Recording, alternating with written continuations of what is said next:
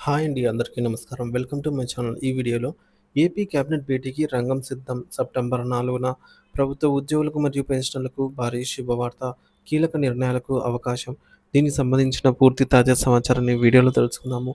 Video అయితే ఎక్కడ గాని స్కిప్ చేయకుండా ఎండ్ వరకు చూసేయండి. ఇన్ఫర్మేషన్ పూర్తిగా అర్థమవుతుంది. అలాగే వీడియో చూస్తున్న ప్రతి ఒక్కరు వీడియోకైతే లైక్ చేయండి ఫ్రెండ్స్. ఈ వీడియోని తోటి ఉద్యోగ పెన్షన్ మిత్రులతో అయితే షేర్ చేయండి. కొత్తగా మన ఛానల్‌ని చూస్తున్నవారు ఇంకా ఎవరైనా సబ్స్క్రైబ్ చేసుకోకుంటే వెంటనే మన ఛానల్‌ని సబ్స్క్రైబ్ చేసుకోండి. దీని ద్వారా నేను చేసే లేటెస్ట్ వీడియోస్ అన్నీ మీ వరకు రీచ్ అవుతాయి. ఇక ఆలస్యం చేయకుండా వివరాల్లోకైతే వెళ్ళిపోదాము. ఫ్రెండ్స్ ఇక విషయానికి వచ్చినట్లయితే ఆంధ్రప్రదేశ్ రాష్ట్ర భవిష్యత్తును నిర్దేశించే పలు కీలక అంశాలపై చర్చించి నిర్ణయాలు తీసుకునేందుకు రాష్ట్ర మంత్రివర్గం సిద్ధమైంది. ముఖ్యమంత్రి శ్రీ నారా చంద్రబాబు నాయుడు గారి అధ్యక్షతన సెప్టెంబర్ 4వ తేదీ బుధవారం ఉదయం 11 గంటలకు సచివాలయంలోని మొదటి బ్లాక్‌లో రాష్ట్ర కేబినెట్ భేటీ సమావేశం అయితే జరగనుంది. కూటమి ప్రభుత్వం ఏర్పడిన తర్వాత జరుగుతున్నటువంటి ఈ సమావేశంపై సర్వత్రా ఆసక్తి నెలకొంది. సమావేశానికి పక్కా ప్రణాళిక. ఈ కేబినెట్ భేటీకి సంబంధించినటువంటి ఎజెండా రూపకల్పన ప్రక్రియను ప్రభుత్వం వేగవంతం చేసింది.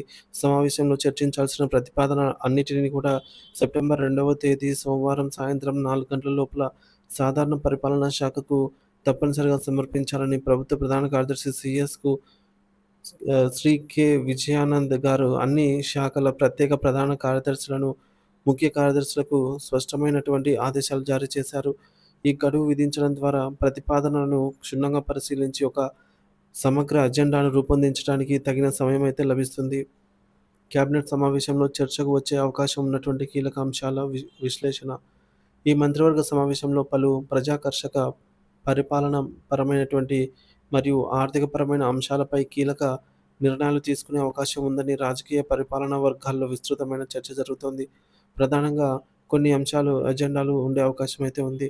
అవేంటంటే మొదటిది సూపర్ 6 హామీల అమలు, మహాశక్తి పథకం, మహిళలకు ఉచిత బస్సు ప్రయాణం, తల్లికి వందనం, దీపం పథకం వంటి అంశాలపై పురోగతి సమీక్షించి తదుపరి కార్యాచరణను ఖరారు చేసేటటువంటి అవకాశం ఉంది.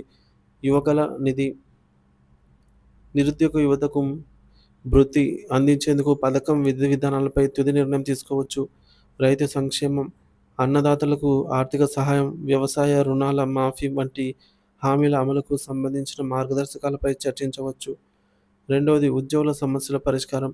పీఆర్సీ, కొత్త వేతన సవరణ సంఘం, కమిషనర్ నియామకంపై కీలక ప్రకటన వెలువడే అవకాశం ఉంది. డీఏ బకాయిలు, పెండింగ్‌లో ఉన్న డీఏ విడుదలకు ఆమోదం తెలిపే సూచనలు ఉన్నాయి.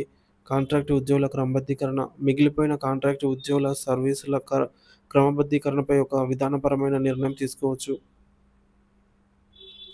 అమరావతి రాజధాని అమరావతి నిర్మాణం, నిలిచిపోయిన అమరావతి నిర్మాణ పనులను పునఃప్రారంభించడానికి అవసరమైన నిధుల సేకరణ, సమీకరణ, టెండర్ల ప్రక్రియ మరియు కాలపరిమితిపై కేబినెట్ చర్చించి ఆమోదం తెలిపే అవకాశం ఉంది.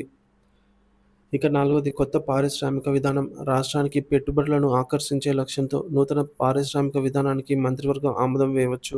సులభతర వాణిజ్యం మెరుగుపరచడంపై దృష్టి సారించవచ్చు. శాంతి భద్రతలు మరియు పోలవరం. రాష్ట్రంలో శాంతి భద్రతల పరిస్థితిపై సమీక్ష, గంజాయి వంటి మాదక ద్రవ్యాల నిర్మూలనకు కఠిన చర్యలపై చర్చ జరగవచ్చు.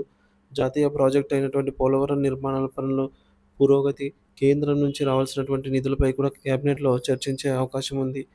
కేబినెట్ సమావేశంలో రాష్ట్ర ప్రజల, ఉద్యోగుల ఆకాంక్షలను నెరవేర్చే దిశగా కీలక అడుగులు వేస్తుందని అందరూ ఆశిస్తున్నారు. సెప్టెంబర్ 4న వెలువడబోయే నిర్ణయాలు రాష్ట్ర ప్రగతి ప్రస్థానంలో ఒక నూతన అధ్యాయానికి నాంది పలుకుతాయి అనైతే అందరూ భావిస్తూ ఉన్నారు.